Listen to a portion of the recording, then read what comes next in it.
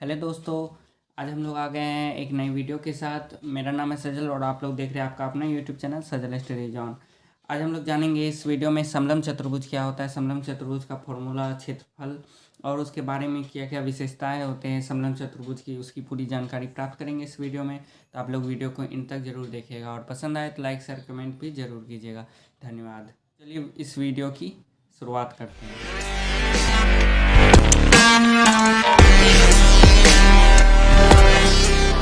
चतुर्भुज होता क्या है, इसका पहले डिफिनेशन जान लेते हैं। समलम चतुर्भुज क्या होता है?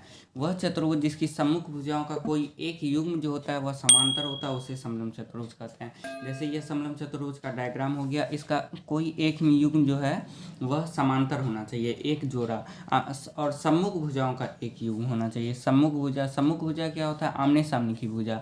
यानी जैसे ये AD है, BC है, एक सम्मुख भुजा हो गया, और AB और DC है, ये सम्मुख भुजा हो गया।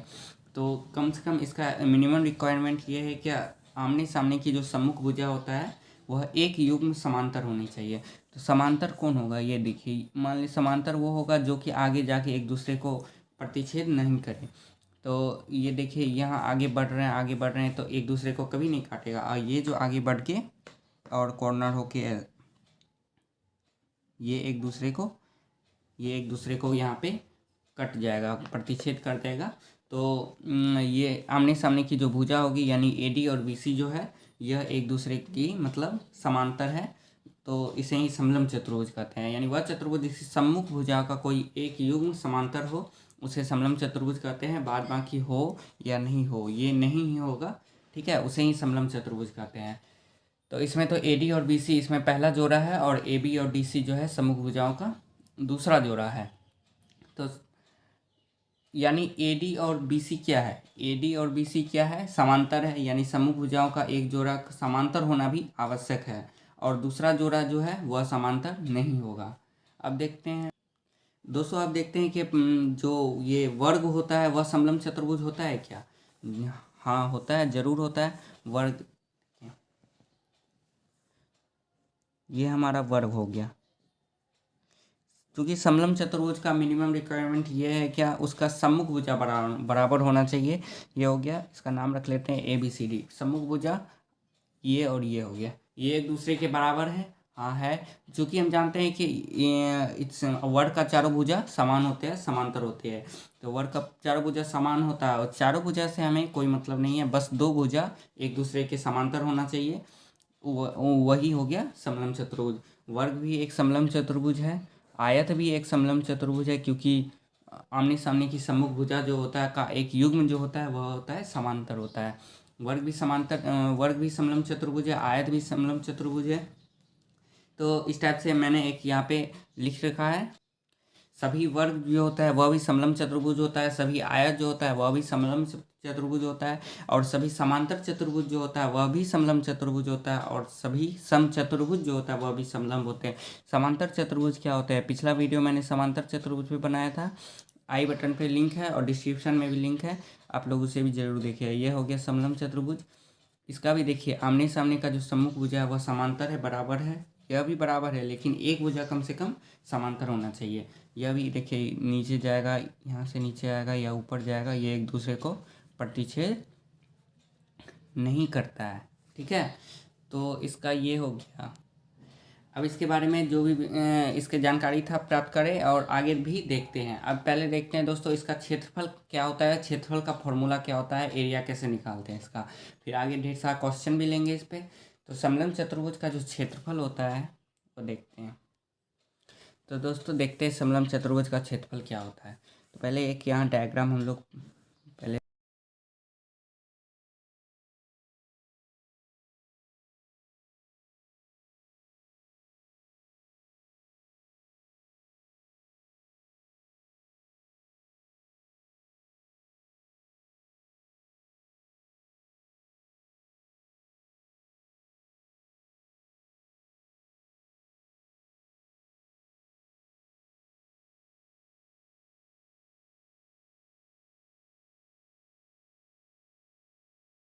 तो दोस्तों यहाँ लिखिए, समलम चतुर्भुज का जो क्षेत्रफल होता है वो होता है 1/2 गुना समांतर भुजाओं का योग। समांतर भुजा कौन कौन है, यानी कि हो गया यहाँ AD और BC समांतर भुजाओं का योग और गुना हो गया उनके बीच की दूरी।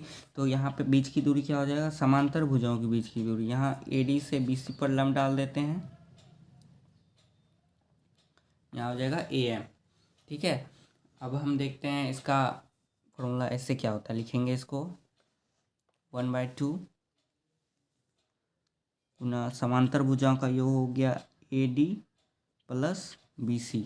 समांतर भुजा का योग क्या हो जाएगा, ये AD और ये हो जाएगा BC। समांतर भुजाओं का योग गुना बीच की दूरी क्या था, AM। ठीक है, ये हो गया।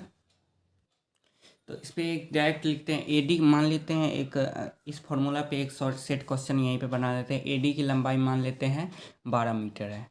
ठीक है, AD की लंबाई 12 मीटर है और BC की लंबाई 16 मीटर है और यह जो है ऊंचाई जो है 8 मीटर है। इन दोनों के बीच की दूरी जो है यानी 8 मीटर है। तो क्षेत्रफल क्या हो जाएगा, क्षेत्रफल हो जाएगा, क्या लिखते थे, 1/2 इंटू समांतर भुजाओं का योग यानी 12 प्लस 16 गुना बीच की दूरी 8।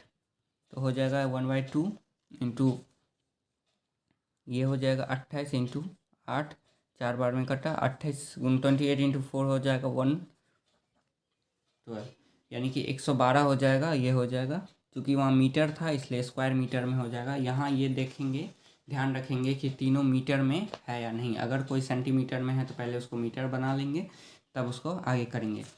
तो इसका क्षेत्रफल यही हो जाएगा दोस्तों समलंब चतुर्भुज का कि 1/2 गुना समांतर भुजा जो होता है उनका योग गुना बीच की दूरी। अब इस पर हम पहले क्वेश्चन लेते हैं 1-2।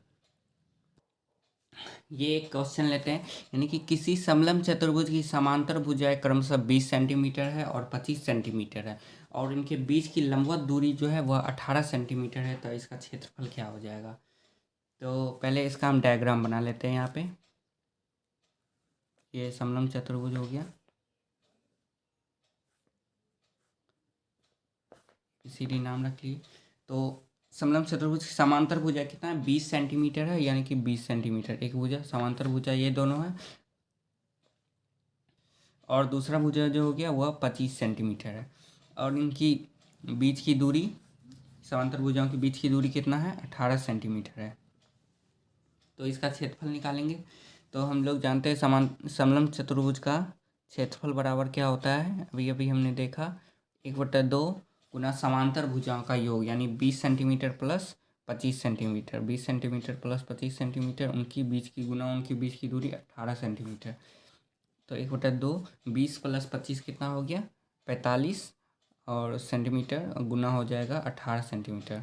तो 2 से 9 बार में कट गया, 45 इंटू 9 हो जाएगा 405 सेंटीमीटर स्क्वायर। ठीक है, तो इसको भी यहाँ ध्यान देखेंगे, यहाँ सेंटीमीटर तीनों है या नहीं। ठीक है, तो इसका क्षेत्रफल कैसे निकल जाएगा, वही हो गया फॉर्मूला से 1/2 गुना समांतर भुजाओं का योग गुना बीच की दूरी। अब हम लोग दूसरा टाइप का क्वेश्चन लेते हैं। इस पर एक समलंब चतुर्भुज का क्षेत्रफल 580 सेंटीमीटर स्क्वायर है। यदि इसकी समांतर भुजाएं 30 सेंटीमीटर तथा 28 सेंटीमीटर हो तो इनके बीच की दूरी निकालें। तो इस पर भी पहले एक डायग्राम हम लोग बना लेते हैं। CD समलंब चतुर्भुज का क्षेत्रफल दिया हुआ है इस बार और उनकी समांतर भुजाएं, समांतर भुजा ये हो गया 30 सेंटीमीटर, AD हो गया और BC हो गया 28 सेंटीमीटर और बीच की दूरी को निकालना है यानी कि AM निकालना है। इसे यहाँ लिख दिए AM निकालना है। तो कैसे निकालेंगे, फॉर्मूला से निकालेंगे। समांतर चतुर्भुज का क्षेत्रफल क्या होता है, 1/2 गुना समांतर भुजाओं का योग यानी कि 30 सेंटीमीटर गुना 28 सेंटीमीटर गुना बीच की दूरी, AM लिख देते हैं बीच की दूरी को। तो क्षेत्रफल क्या दिया हुआ है 580, 1/2 30 और 28 कितना हो गया 58 हो गया।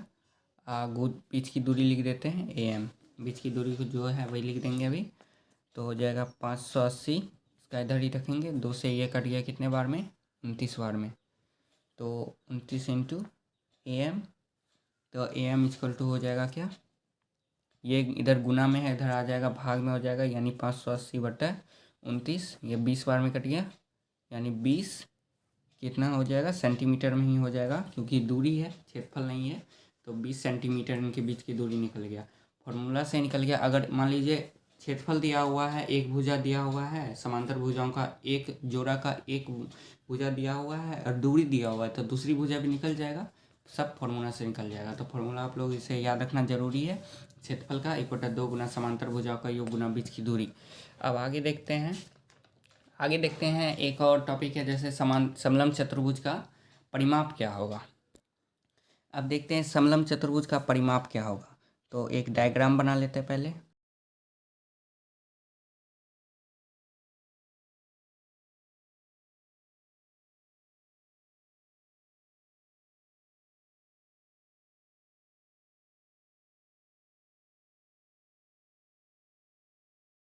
तो अब हम लोग देखते हैं समलंब चतुर्भुज का परिमाप क्या होता है। ये एक समलंब चतुर्भुज का डायग्राम है। तो इसका परिमाप होता है चारों भुजाओं का योग, यानी चारों भुजा AD plus AB plus BC plus DC। क्या यहाँ लिख लेते हैं AB plus BC plus CD plus AD। मान लीजिए अगर एक भुजा की लंबाई दिया हुआ है, यहाँ पे दिया हुआ है 4 सेंटीमीटर, 8 सेंटीमीटर, 6 सेंटीमीटर और 5 सेंटीमीटर। तो यहाँ हो जाएगा 4 plus 8 plus 6 plus 5 equal to 23 centimetre हो जाएगा। टोटल यह परिमाप निकल गया। चारों भुजाओं का परिमाप होता है चारों भुजाओं का योग। ठीक है। तो आज की वीडियो में लगभग बेसिकली समलंब चतुर्भुज का पूरी जानकारी हम लोग प्राप्त किए। क्षेत्रफल देखे, परिमाप देखे और उनका जो जो गुणधर्म होता है, विशेषता होता है, सब हम लोग इस वीडियो में देखें। आप लोगों को वीडियो पसंद आए तो लाइक शेयर कमेंट जरूर कीजिएगा और चैनल को सब्सक्राइब भी जरूर कीजिएगा। धन्यवाद।